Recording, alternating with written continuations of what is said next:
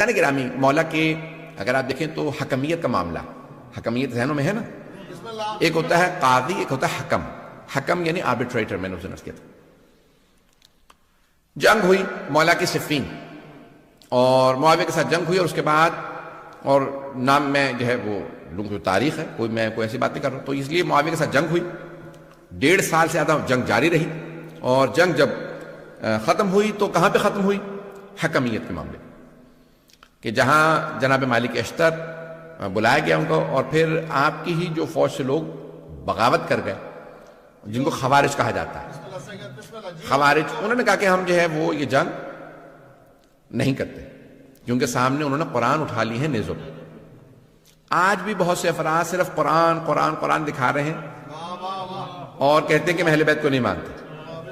عزیزان گرامی، جہاں پہ بھی کوئی بغیر اہل بیت کے قرآن کو مانے گا وہ قرآن سے بھی گمراہ ہو جائے گا، کیونکہ رسول خدا فرما گئے یہ دونوں ایک دوسرے سے کبھی جدا نہیں ہوں گے، قرآن اور اہل بیت کبھی جدا نہیں ہے۔ عزیزان گرامی، انہوں نے کیا کہ آج ہمارے ہاں تشیع میں بھی میں نے دیکھا کہ بہت سے افراد یہ القاب چلا رہے ہیں کہ وہ جو ہے کہتے ہیں کہ نہیں ہم اہل القرآن ہیں، حدیث کو بھی نہیں مانتے، کسی چیز کو نہیں مانتے، صرف اور صرف قرآن۔ یاد رکھیے گا جو صرف قرآن کی بات کرے گا وہ لازماً گمراہ ہو جائے گا۔ عزیزان گرامی، اب یہ جناب امیر علیہ السلام کے سامنے ہوا معاملہ، انہوں نے قرآن اٹھایا، مولا نے کہا بھئی یہ قرآن لے لو، یہ جو دکھا رہے ہیں اس کا واسطہ دے رہے ہیں، جنگ جاری رکھو۔ کہا نہیں مولا وہ قرآن کا واسطہ دے رہا ہے۔ مولا نے کہا اگر وہ قرآن کو مانتا ہوتا تو میرے مقابلے میں کیوں آتا؟ اور مولا نے یہ جملہ فرمایا، کہا ھذا قرآن صامت وانا القرآن الناطق، یہ خاموش قرآن ہے، میں بولتا ہوا قرآن ہوں۔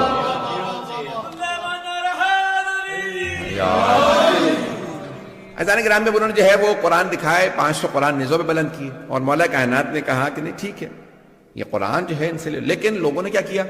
نہیں، مولا کی بات کو نہیں مانا، اور وہ قرآن کریم جو ہے وہ کہا کہ نہیں سامنے قرآن علی آپ معاذ اللہ قرآن کے مقابلے میں آ رہے ہیں، یہ جملہ کہا لوگوں نے، اور جملہ کہا میں دہراؤں گا استغفر اللہ ربی واتوب الیہ معاذ اللہ من ذالک، لیکن جملہ کہے بغیر میں نہیں رہ سکتا جو انہوں نے کہا تھا خوارج میں، اور میں پہلے سے توبہ کر رہا ہوں، لیکن وہ جملہ دہرانا اس لیے ضروری ہے تاکہ لوگوں کو اندازہ ہو کہ جو اہل بیت کو چھوڑ دیتے ہیں وہ کہاں تک چلے جاتے ہیں۔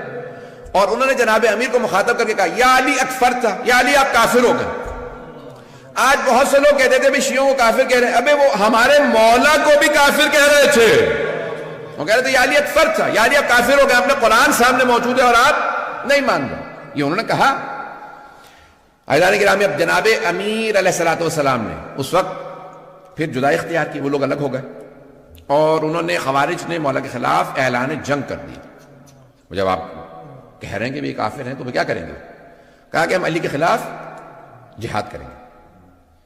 آپ نے کبھی زیارات پڑھی ہیں؟ آرام سے سن لیجیے گا، زیارات اس وقت میرے سامنے نظر نہیں آ رہی۔ زیارت میں آپ زیارت واسطے جملہ پڑھتے ہیں کہ کن پہ لعنت ہو؟ جو امام حسین کے قتل میں آئے، جنہوں کے خلاف جاہدت الحسین۔ کبھی آپ نے غور کیا جنہوں نے مولا حسین کے خلاف جہاد کیا ان پہ لعنت ہو؟ کون فرما رہے ہیں؟ چھٹے امام علیہ السلام، والذین جاہدت الحسین، جنہوں نے امام حسین کے خلاف جہاد کیا۔ کون؟ یعنی وہ یہ کہہ رہے تھے کہ جو ہم امام حسین کے خلاف لڑ رہے ہیں یہ جہاد ہے، جہاد عبادت ہے، نہیں ہے مجمع میرے ساتھ؟ جہاد عبادت ہے یا نہیں ہے؟ فروع دین میں 6 نمبر پہ جہاد ہے، پہلے ہے نماز، روزہ، حج، زکوٰۃ، خمس، جہاد۔ فروع دین میں واجب عبادت سمجھتے ہوئے قربتاً اللہ کی نیت سے کر سکتے ہیں۔ نماز اگر قربتاً اللہ نہ ہو تو قبول نہیں، روزہ قربتاً اللہ نہ ہو قبول نہیں، حج قربتاً اللہ نہ ہو قبول نہیں، خمس و زکوٰۃ قربتاً اللہ نہ ہو قبول، جہاد قربتاً اللہ نہ ہو قبول نہیں۔ پتہ نہیں مجمع ہے یا نہیں؟ اب وہ کہہ رہے تھے ہم جہاد کر رہے ہیں، جہاد کا مطلب ہوتا ہے یعنی ہم اللہ کی خاطر لڑنے آئے ہیں۔ پتہ نہیں لوگ ہیں یا نہیں؟ جو لوگ اہل بیت کو چھوڑ دیں، صرف قرآن قرآن قرآن کریں، وہ اہل بیت کے خلاف لڑیں گے اور سمجھیں گے جہاد ہو رہا ہے۔ چھٹے امام فرماتے ہیں جو حسین کے خلاف لڑے اور کہے یہ جہاد ہے اس پہ لعنت ہو۔ پتہ نہیں مجمع ہے یا نہیں ہے؟ بات پہنچ رہی ہے؟ اور انہوں نے کیا کہ جناب امیر کے خلاف، میں نے کل فضائل سنایا تھا لیکن آج بھی میں جو فضائل پیش کر رہا ہوں تھوڑی سی مختلف اینگل سے پیش کر رہا ہوں۔ جناب امیر کے خلاف انہوں نے بغاوت کا اعلان کر دیا، اور نعرہ کیا بلند کیا؟ ان الحکم الا للہ، قرآن کی آیت، سورہ یوسف سے آیت لی اور کہا ان الحکم الا للہ، حکم حاکم حکومت کا حق صرف اللہ کو ہے. یعنی کیا مطلب؟ علی ہمیں حاکم قبول نہیں. مولا سے کہا مولا وہ قرآن کی آیت پیش کر رہے ہیں آپ کے خلاف. ایسے ایسے بھی لوگ تھے بیچارے کہ مولا سے سوال کا جواب لینے آ رہے ہیں، مولا وہ آیت پڑھ رہے ہیں. تو مولا نے کیا فرمایا؟ کلمۃ حق یراد بها الباطل، کلمہ حق بلند کر رہے ہیں لیکن مراد باطل لے رہے ہیں. قرآن حق ہے. پھر مولا نے فرمایا کہا کہ حکومت لابد من امیر، اللہ خود حکومت کرنے نہیں آئے گا، ایک انسان ہی حکومت کرے گا. چاہے تم اما عادل اما فاسق، چاہے عادل کی حکومت ہو چاہے فاسق کی حکومت ہو. تم علی جیسے عادل کے نہیں مانو گے تو پھر معاویہ سے کسی اور آدمی کے مانو گے. عزیزان گرامی، جناب امیر علیہ السلام نے وہاں پہ سٹینڈ لیا اور پھر آپ نے فرمایا یہ ایک ایسا فتنہ ہے جو میرے بعد بھی کوئی سے خلاف قیام نہیں کر سکے گا، میں ان کے خلاف قیام کروں گا. اور آپ نے قیام کیا اور آپ نے کہا کہ بھئی لشکر کشی کرو، ہم ان کا مقابلہ کریں گے. عزیزان گرامی، مولا کائنات نے ایک مرتبہ ان کے خلاف جنگ کا اعلان کیا. اس کو جنگ کو کہا جاتا ہے نہروان. اب کیا ہوا؟ لشکر آ گیا نہروان کے مقام پہ، بہت بڑا لشکر، 10,000 سے اوپر کا لشکر. مولا نے کہا کہ ان کے 10 افراد بھی نہیں بچیں گے اور میرے 10 افراد بھی شہید نہیں ہوں گے. اور حضرت جندب مولا کے چاہنے والوں میں ہیں، عاشقوں میں سے. تو مولا فجر کے بعد جو ہیں باہر نکلے اپنے خیمے سے. تو مولا نے کہا جندب کہاں؟ کہا مولا آپ کے دشمن بہت زیادہ ہے. کہا نہیں جندب رک جاؤ، مجھے تمہاری حفاظت کی ضرورت نہیں ہے. میں ہوتا تو میں حضرت جندب کی خدمت میں عرض کرتا یہ مولا کائنات ہے، یہ مشکل کشا ہے. اب بہرحال عزیزان گرامی مولا کچھ فاصلے سے واپس آئے. اس کے بعد کہا کہ جندب کیا دیکھ رہے ہو؟ کہا مولا زمین پہ دیکھ رہا ہوں چونٹیوں کی اتنی تعداد ہے کہ کون ان کی تعداد کو جانتا ہوگا، یہ سوچ رہا تھا کہ مولا ان کی تعداد کو کون جانتا ہوگا اتنی. کہا جندب تمہارے مولانا صرف یہ کہ ان کی تعداد کو جانتے ہیں، میں یہ بھی بتا سکتا ہوں ان میں نر کتنے ہیں مادہ کتنی ہے.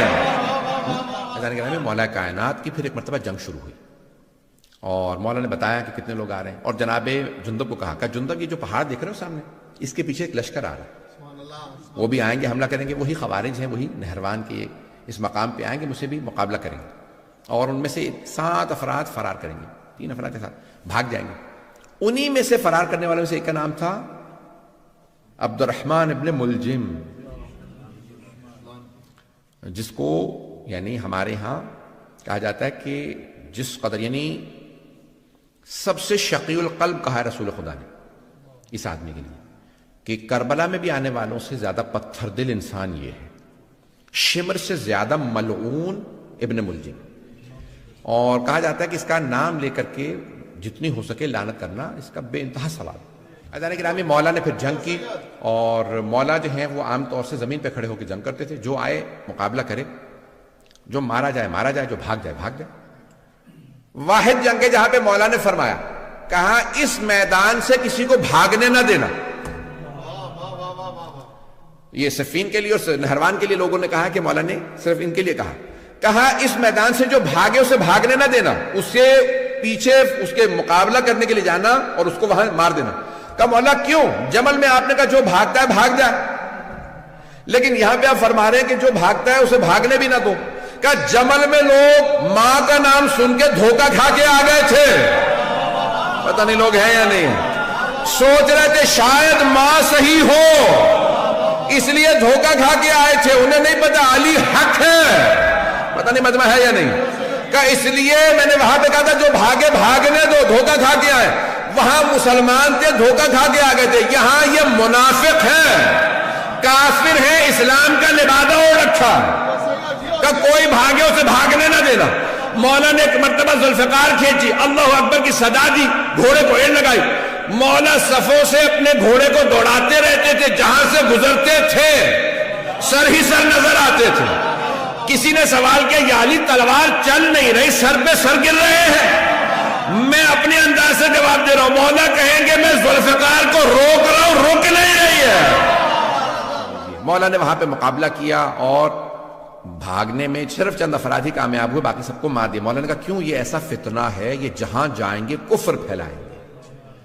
اگر وہ چند افراد بھی جو بچے تھے آج اگر آپ کو داعش نظر آ رہے ہیں تو سمجھ لیں انہی کی تبلیغ کا اثر ہے. بات پہنچ گئی ہے ذہن گرام میں؟ بکلیئر ہوئی ہے؟ یہ جو بھی اہل بیت کے خلاف خروج کرتا ہے چاہے کسی دور میں کرے، وہ کہتا ہے میں جا کے جنت البقیع ڈھاؤں گا، میں سامرہ پہ حملہ کروں گا، یہ جو بھی ہے اس کا مطلب ہے یہ خارجی ہے، یہ خروج کر رہا ہے امام کے خلاف.